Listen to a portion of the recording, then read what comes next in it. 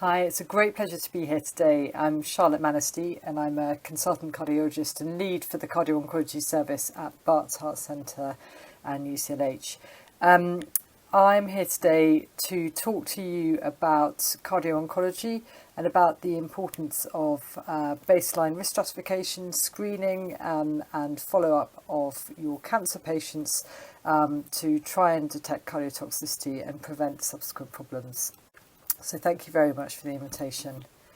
So I'm sure you're all aware that actually cardiovascular disease is the leading cause of premature morbidity and mortality in those surviving 5 years for breast cancer and lymphoma. And really the reason I'm even here today is because of the success that you guys as oncologists have delivered to your patients in terms of survivorship, with an increase in cancer survival over the last 40 years. The other reason I'm here today is that many of your patients and my patients in cardiology share common risk factors, and those common risk factors mean that many cancer patients are prone to cardiovascular problems. And the other thing to say is that there are many new cancer treatments out there, some of which have cardiotoxic effects. And I like this slide because it really highlights how well you as oncologists are doing, seen here in the new cancer treatments with the blue line, as compared to us in cardiovascular medicine, seen here in yellow, where there really aren't that many new treatments coming through. And it's because of these facts that we really need to be interested in cardio-oncology as a discipline. The other thing, of course, is that patient outcomes depend not only on their outcome from cancer, but also whether they have cardiovascular issues and whether the interaction between the two is important. So we know that cardiotoxicity will impact cancer outcomes, and we also know, of course, that cancer will impact cardiovascular outcomes, and it's really that bidirectional relationship that is important. So we've known for a long time that childhood cancer survivors have a significantly higher risk of cardiac problems than their healthy counterparts. So this is data from the Childhood Cancer Survivor Study, which followed up more than 14,000 cancer survivors and their siblings for a median of 24 years. And what they found is that there was an 11-fold increased risk of heart failure in cancer survivors as compared to their siblings, and overall a 7-fold increased risk in any cardiovascular condition. So there are three key components of survivorship: prevention, early detection via appropriate screening, and the timely treatment of events. Now, the reason we have cardiotoxicity is really slightly unsurprising. Many of the cancer drugs work on the molecular pathways involved with cardiac function. So some of these are the cardiac molecular pathways, and many of the cancer drugs work on those pathways for their mechanism of action. So it's really unsurprising that cardiotoxicity exists. An anthracycline-induced heart failure, of course, we've known about for a long time. So this is an echocardiogram from a patient with breast cancer pre-anthracycline chemotherapy, and this is 6 months following it. And you don't really need to be an expert cardiologist to be able to see that actually there's a significant reduction in cardiac function. And of course, many of you will know about this, and you'll all know about it, and you'll be following this carefully in your patients. And it's been known about for many, many years. We know that anthracyclines act via topoisomerase 2 beta to not only cause apoptosis of myocytes via the p53 activation, but also increased reactive oxygen species and decreased mitochondrial electron transport proteins, all of which lead to left ventricular systolic impairment. But how common actually is it? Well, it's quite difficult to tell because much of the data is actually quite old. So this is through a meta-analysis of over 22,000 subjects followed for 9 years. And what they found in this data set is that although heart failure only occurred in about 6% of patients, subclinical cardiac damage occurred in 1 in 7 patients, and in 1 in 10 patients had events. But this, of course, is quite old data now. And actually probably contemporary chemotherapy regimens with anthracyclines would have a much lower risk of events because they're given at lower dose, etc., and there's much more awareness of potential cardiotoxicity. But it's also many other cancer drugs that can cause left ventricular systolic impairment, and here's a list of some of them, although it's longer than this now since this publication came out, and you'll be well aware of many of these drugs. So who's at risk? Well, firstly, of course, it depends on what cancer treatments you're having. So it depends, as you'll be aware, on the dose of anthracycline that your patient received, but also whether they're given alongside other therapies, for example, the HER2 therapies, radiotherapy, etc. But it also depends on the patient's usual baseline cardiovascular risk factors. And I think this is a nice paper because it highlights that we tend to focus more on the cancer drug that the patient is receiving and less on the patient themselves. So you know that we screen patients who are receiving trastuzumab regularly with 3-monthly echocardiograms. But what we can actually see is that in patients receiving anthracyclines who have one cardiovascular risk factor or more, their risk of cardiovascular problems is actually much higher than those without cardiovascular risk factors receiving trastuzumab. So perhaps we should be focusing equally on patients with risk factors receiving anthracyclines as we do on those with trastuzumab. And certainly in the future, we will almost certainly move towards doing some kind of genetic screening in patients, because there is definitely a higher incidence of cardiotoxicity in patients who have titin abnormalities, so particularly genetic abnormalities associated with cardiomyopathies, which are actually quite common in the population. So how do we go about tackling this? Well, the most important thing is early screening. This is data from a group in Italy which screens over 2,500 patients with an echocardiogram every 3 months during therapy, and then subsequently every 6 months for the first 4 years and yearly thereafter. What they showed is that patients receiving anthracyclines, only 9% developed cardiotoxicity, but all of them, 98% of them essentially, developed cardiotoxicity within the first year. So if heart failure was detected, treatment was started early, and what we can actually see is that recovery was reasonable, with 71% of patients having at least a partial recovery in cardiac function, although only 11% had complete recovery. But what's important about this is that with screening really should be focused on this early period, and we know that if you treat early, your outcome is much better. And treatment, of course, should be as per other causes of heart failure, but we know that in practice in cancer patients it can actually be quite significantly worse than the general population. This is quite old data, but it really highlights that in patients who have got impaired ejection fraction on cancer treatment, the number who receive appropriate, even basic heart failure medications is really quite suboptimal. And obviously now we've got many more. In the last few years, you'll be aware that we treat heart failure now with Entresto, neprilysin inhibitor, alongside SGLT2 inhibitors. So there are really quite a lot more heart failure treatments available, and we need to be ensuring that cancer patients access these in the same way as the general population. But what about HER2 therapies? You'll all know, of course, that patients receiving trastuzumab, as I've said, need to have regular screening for cardiotoxicity.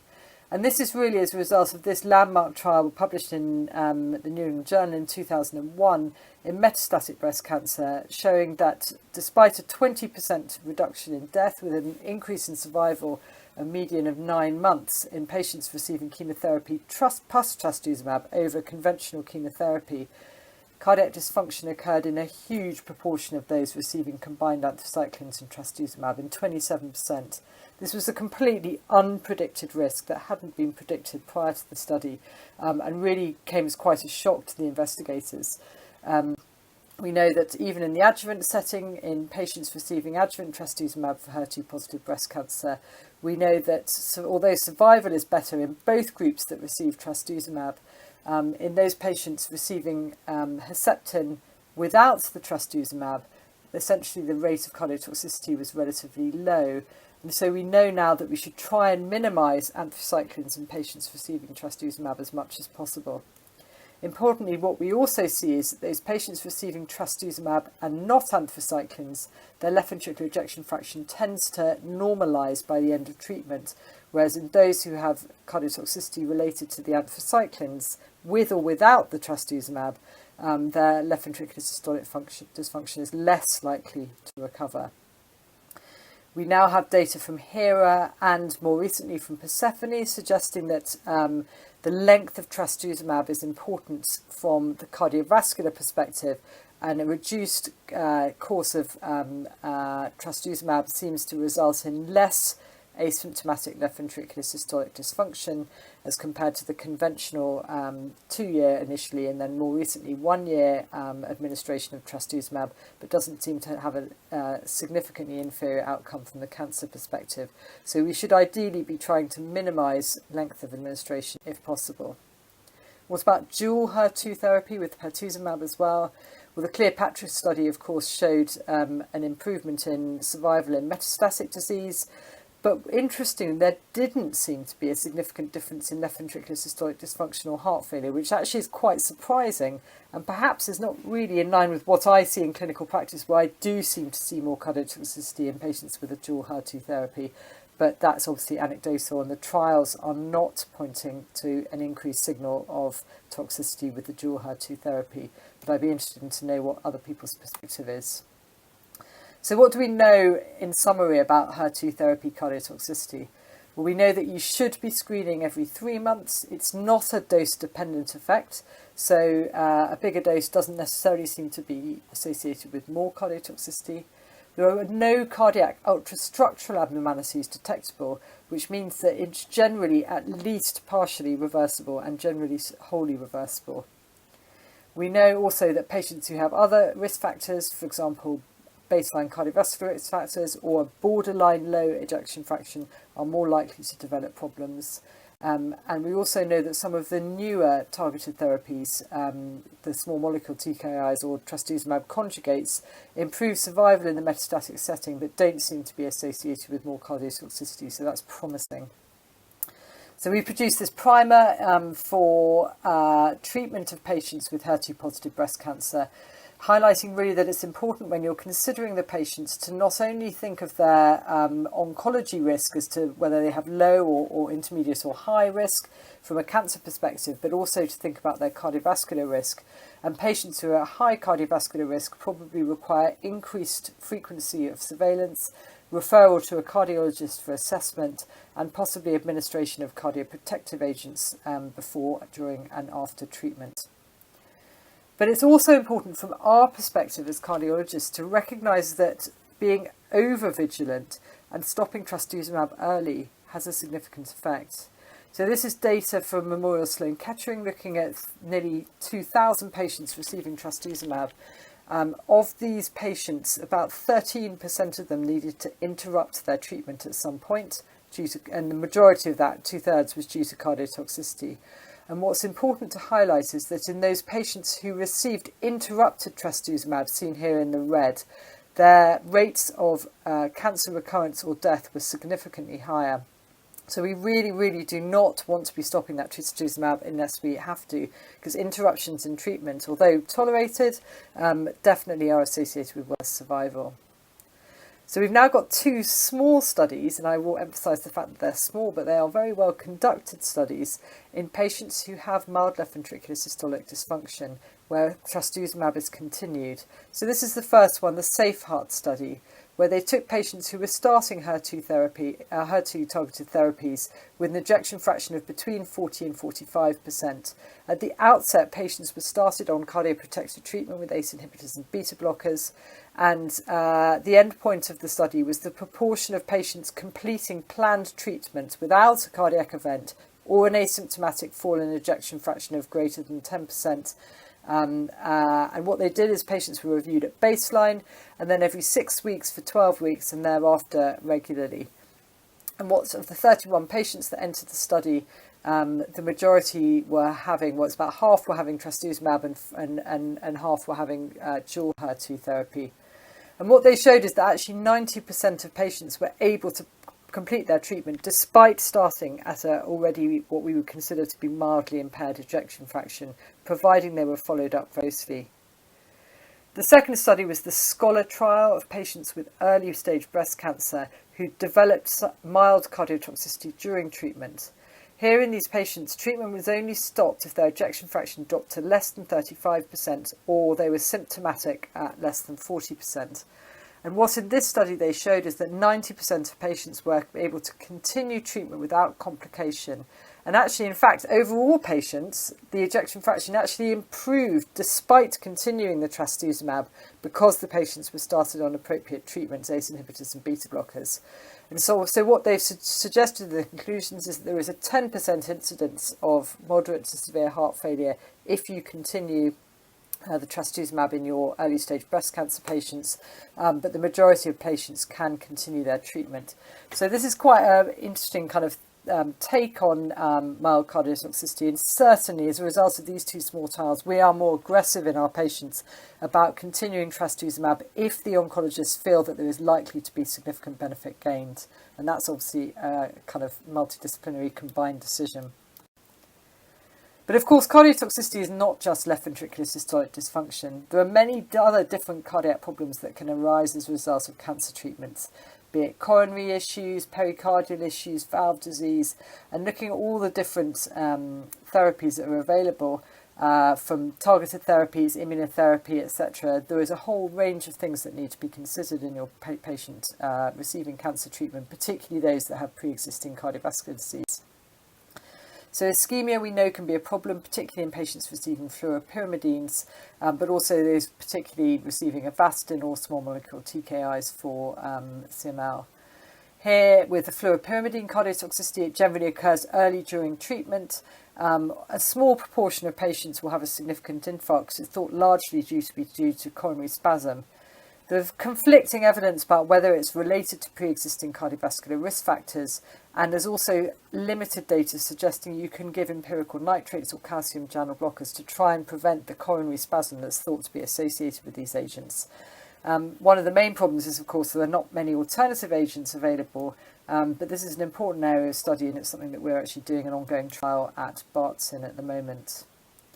So immunotherapy, I don't need to tell this audience about the benefits of immunotherapy. This is mainly for my cardiology colleagues, to really highlight the enormous impact it's had on many thought to be kind of poorly treated or poorly responsive cancers previously. But it was in 2016 that, alongside the progress we'd seen from these drugs, we started to get a trickle of case reports describing a fulminant myocarditis in patients receiving dual immunotherapy. These were two patients who presented at a quite similar time frame with rhythm abnormalities in the context of dual immunotherapy, one with complete heart block and one with ventricular tachycardia. Both patients unfortunately died, and the post-mortem investigation showed an acute florid lymphocytic myocarditis. Subsequent pharmacovigilance studies have looked at the incidence of myocarditis and found that although it was relatively rare, when it was reported, there seemed to be a very high fatality rate of almost 50%. More recently, we've had some larger kind of registry studies published. This was the first, which was an 8-centre US registry describing 35 cases.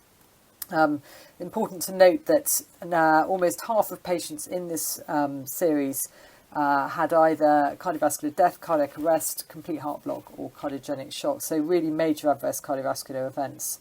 It's also important to note that here ejection fraction does not very often help you. It's normal in over a third of patients, almost half of patients, but normally the ECG and troponin will be abnormal. We've now got guidelines, of course, about how to best manage patients with immunotherapy toxicity, including cardiovascular toxicity, and that's both from the oncology societies as well as the cardiovascular societies. And what we do know is that from an investigation point of view, anybody with clinically suspected checkpoint inhibitor myocarditis, and that often might be a patient who's got some kind of other toxicity as well, who's describing fairly non-specific symptoms, should have baseline tests with an ECG, troponin, BMP and echo. And then the majority of patients will go on and have a cardiac MRI scan to try and look for abnormalities there. A proportion of patients may need an endomyocardial biopsy for a definitive diagnosis. When we think about treatment, the important thing, of course, is discontinuing the checkpoint inhibitor, although the effects may be long-standing, and then to start high-dose intravenous immunosuppression and to monitor patients carefully. That will generally be between 1 and 2 mg per kilogram of methylprednisolone per day, but often may need additional treatments, including MMF, infliximab, or plasma exchange. And also, of course, we need to treat the complications, and those will often be electrophysiological in terms of either emergency pacing or treatment of ventricular tachycardias.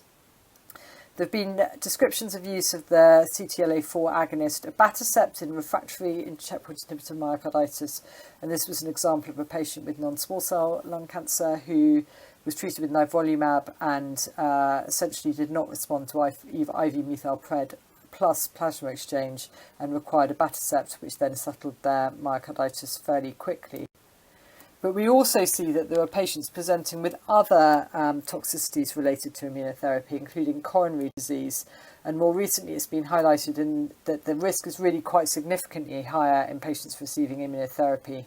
So this was quite a nice study where they took patients who were matched by cancer type, by age and by cardiovascular risk factors between those who received immunotherapy, seen here in red, and those who didn't receive immunotherapy, received some alternative chemotherapy agent. And overall, they found a threefold risk of cardiovascular events in those receiving immunotherapy. So we really must be looking for these, have a low threshold for treatment, and more importantly, put patients on baseline risk factor modifying drugs, statins, etc. And of course, this is going to become more and more of a problem as immunotherapy is implemented more and more in cancer clinical pathways. And of course, you know better than me the number of cancers that are beginning to show evidence for benefit from immunotherapy. So for my cardiovascular colleagues, this is something to highlight, that there needs to be increasing awareness.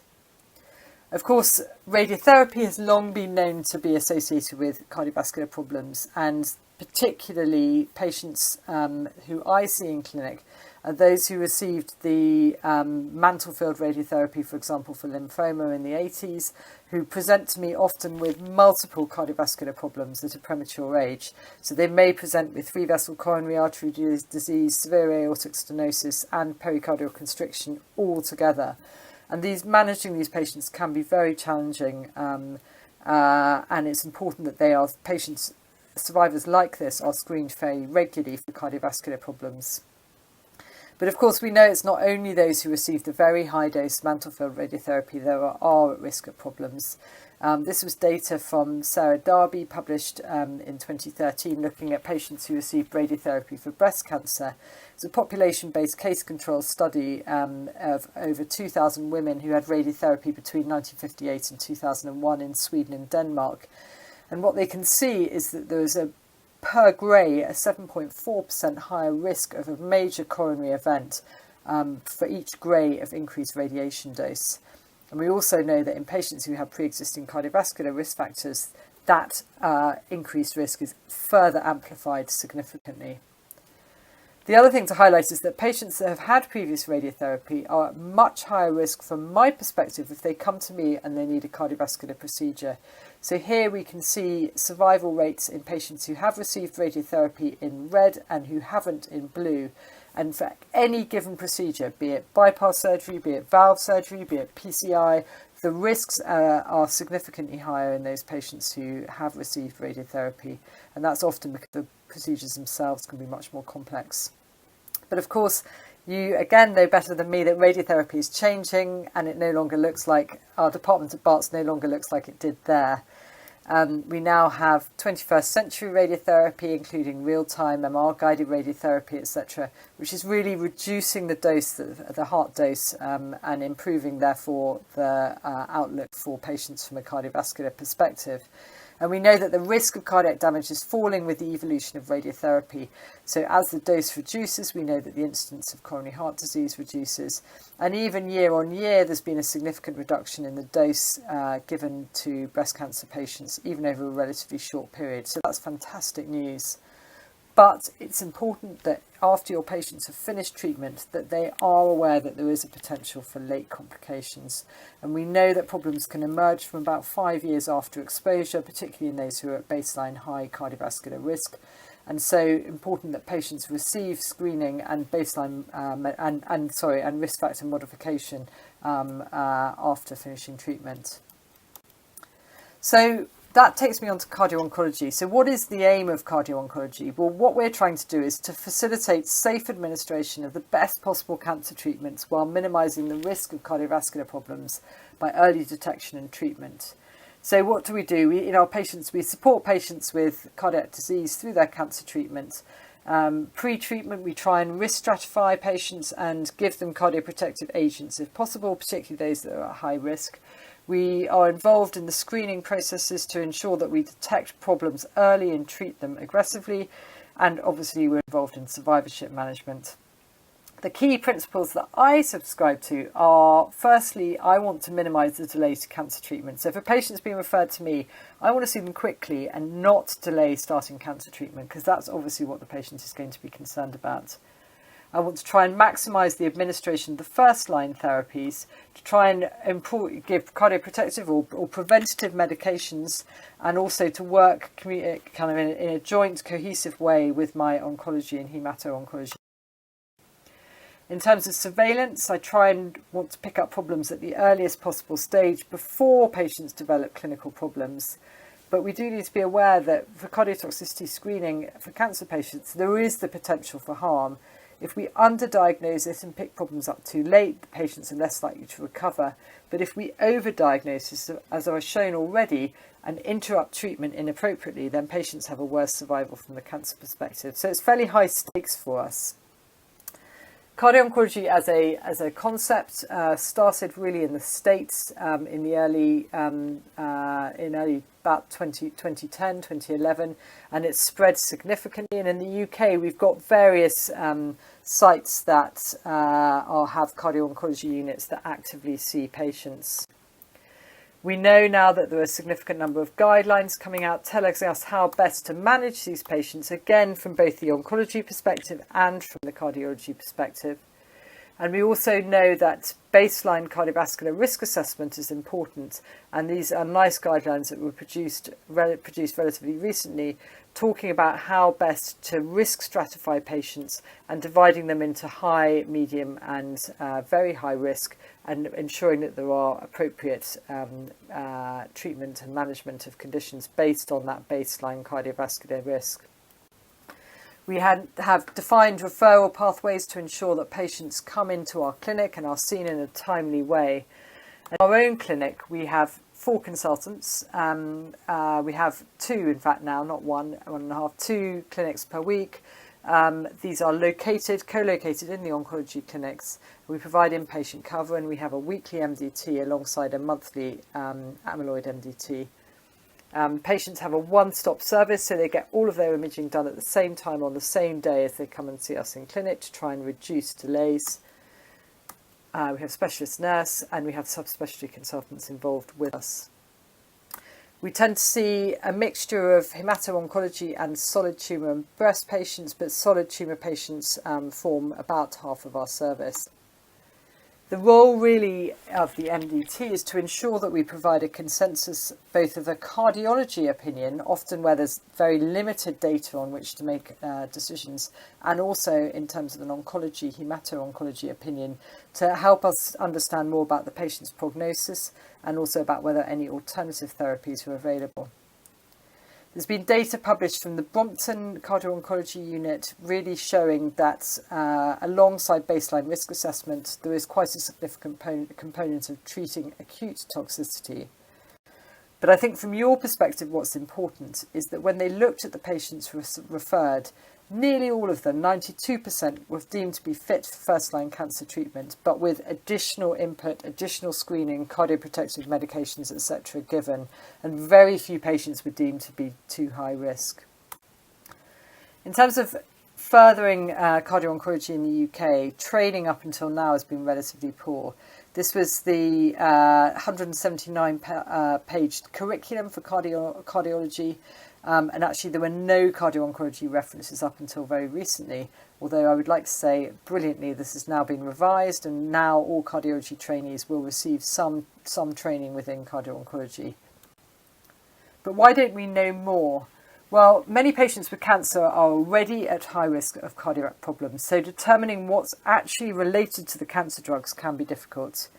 Patients with cardiovascular disease were generally excluded from clinical trials, and cardiovascular events were often not predicted from early cancer drug safety studies. So the events were not prospectively reported, risk factors were not reported, and so really trying to understand that causative rather than associative relationship could be quite difficult. Also, long-term data are really only now emerging, and monitoring for cardiovascular disease can be quite difficult. We don't have lots of good biomarkers that we can track very easily. So, in summary, ladies and gentlemen, I'd like to say that many cancer treatments are associated with cardiovascular problems. Optimising cardiovascular status prior to starting treatment will improve your cancer outcomes. And also from my perspective, new treatments often harbour unwelcome surprises. I would advocate to you that risk stratification should be performed in all patients, early detection and treatment using appropriate evidence-based medications in line with all cardiovascular guidelines, and multidisciplinary working is essential. Education and research are key for clinicians and patients alike. And my message to you would be find your friendly local cardio-oncologist, because there are lots of people out there with an interest, although this is an emerging area. So thank you very much to the big team that I work with at Barts and UCLH. Thank you.